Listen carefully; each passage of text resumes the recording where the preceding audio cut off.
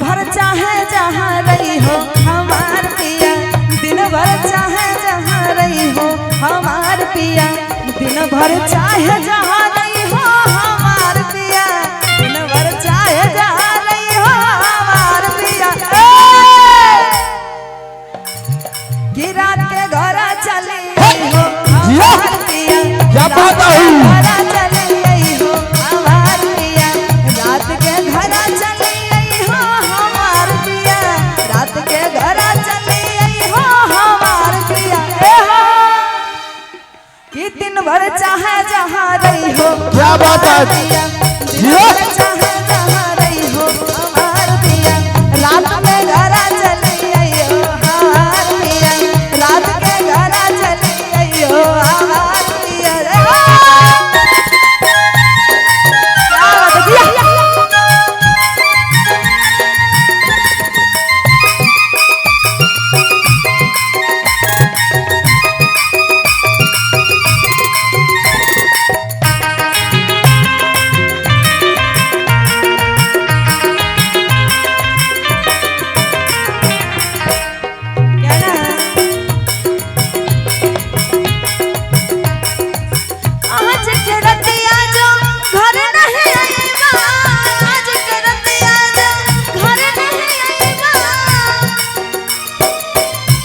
क्या बात है बहुत बहुत धन्यवाद आपको। आज के रतिया जो घर नहीं आईबा, आज के रतिया जो घर नहीं आईबा। थैंक यू आपको दिल से धन्यवाद।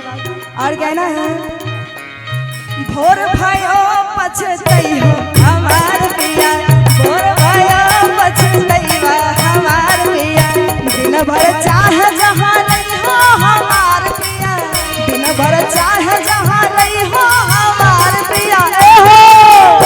कान खोल के सुन ले, रात के घर चली हो हमार पिया, रात के घर चली हो हमार पिया।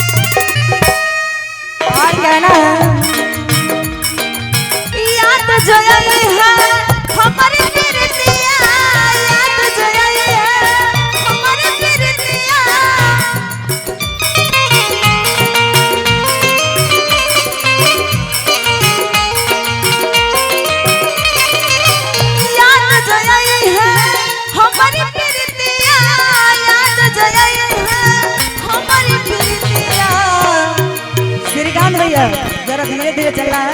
और कहना है कि छुप छुप नीर बहई हो हमार पिया, छुप छुप नीर बहई हो हमार पिया, दिन भर चाहे जहाँ रही हो हमार पिया, दिन भर चाहे जहाँ रही हो हमार पिया।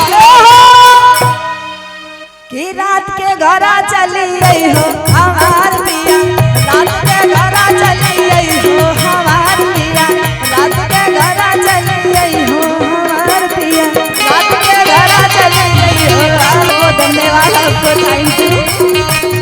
रात के घर चली गई हो हमार पिया, रात के घर चली गई हो हमार पिया। थैंक यू सो मच सबको। और जरा ताली बजा दीजिए मेरे लिए। ये गाना अंतिम था और फिर